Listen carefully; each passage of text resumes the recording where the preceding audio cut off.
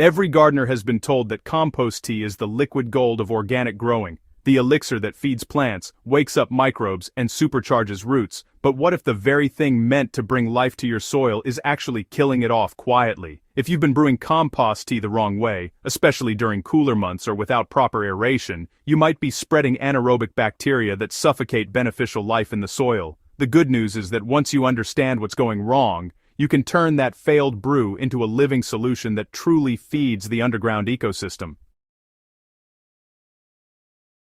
Let's get into the science, the fix, and the field-tested method that keeps soil alive for months instead of days. Most compost teas die before they even touch the soil. Compost tea is supposed to multiply beneficial microbes from finished compost into a liquid form that can be sprayed or poured onto beds. But the truth is, most gardeners brew it wrong. When compost, molasses, and water are mixed and left to sit without strong aeration, the oxygen disappears in less than 12 hours.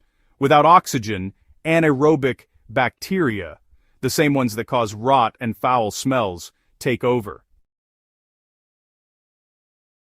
These organisms don't build soil life, they break it down. They release acids and toxins that harm plant roots and drive away the fungal networks responsible for nutrient cycling. The end result? You're not feeding your soil, you're sterilizing it. If your compost tea smells sour, swampy, or like rotten eggs, it's already gone anaerobic.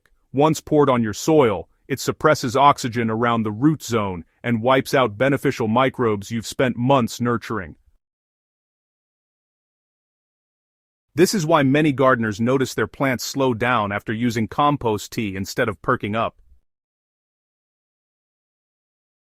Microbes need oxygen, not sugar overloads. A major mistake in most compost tea recipes is the overuse of molasses or other sugar sources. While sugars can help bacteria multiply fast, they also cause oxygen to vanish quickly in the brew. In nature, microbes grow in balance. Bacteria, fungi, protozoa, and nematodes all check each other. But when a compost tea is overloaded with sugar, bacteria explode in numbers, eat up all the oxygen, and leave nothing for the rest of the living community. The brew becomes unbalanced and harmful. Instead of adding tablespoons of molasses, use a very light ratio, just half a teaspoon per gallon of water if you're aerating, or skip it entirely if you're brewing without air. The goal isn't to make bacteria grow explosively, it's to maintain a living diversity that mimics healthy compost. If you don't have an air pump, keep your mix loose and well stirred several times a day to avoid suffocation. Aeration is the real difference between life and death in compost tea. If there's one rule every gardener should follow, it's this: oxygen equals life. The most effective compost teas are actively aerated. That means using a pump or bubbler to keep oxygen constantly flowing through Saru. Nanbri di Komen star de Cristobal. Banneregi. Sour Orger. Amberparo. For at least 24 hours. A simple aquarium pump and air stone work perfectly. This keeps beneficial aerobic microbes alive and multiplying. The right ratio for a small backyard batch is 1 cup of mature compost for every gallon of dechlorinated water. If using larger containers such as a 5-gallon bucket, don't exceed 5 cups of compost. Keep the water bubbling with a pump for a full day, then use the brew immediately before oxygen levels drop. Never store it sealed. If you can't use it right away, pour it over a compost pile or soak mulch with it to feed microbes indirectly.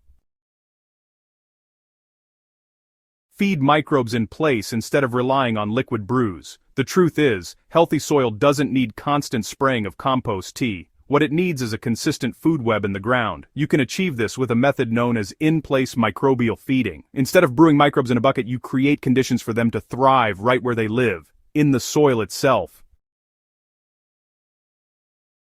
To do this, mix 2 parts compost with 1 part aged leaf mold or shredded straw and spread it in a thin layer under mulch. Add a light drizzle of water mixed with a teaspoon of seaweed extract or fish hydrolysate per gallon. This blend feeds soil microbes directly in their habitat, without shocking them with sudden pH changes or oxygen loss.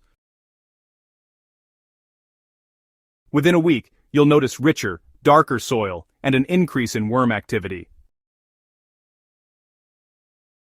Temperature and timing really matter more than most people realize. Microbes, are super sensitive to both temperature and moisture. Brewing compost tea during cold weather actually slows microbial activity to a crawl, which leads to weak, unbalanced brews, even if you're using aeration.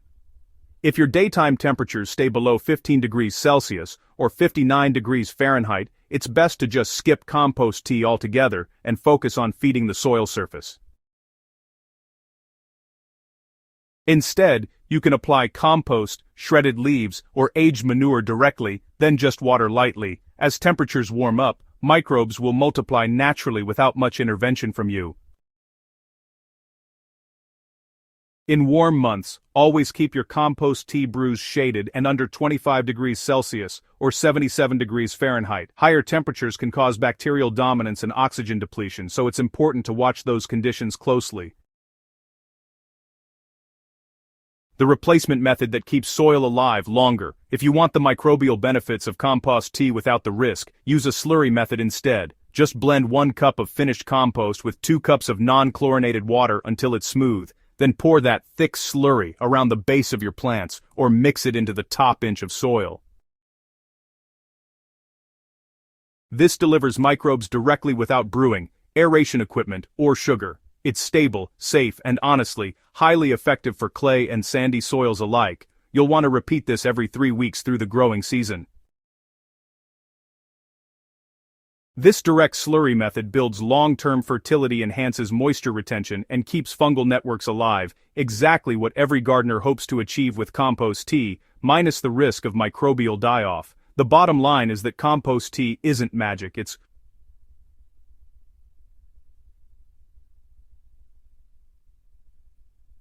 microbiology.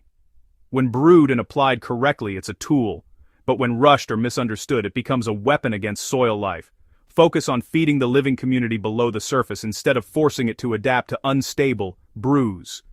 Treat compost tea as a supplement, not a routine. Keep oxygen flowing, skip excess sugar, and whenever possible, favor soil-based feeding. If this guide helped you protect your soil's living network, don't forget to share it with fellow gardeners who might be unknowingly harming theirs. Subscribe to Hydrohaven for more deep dive guides on soil revival, compost methods, and the real science behind living gardens that never die.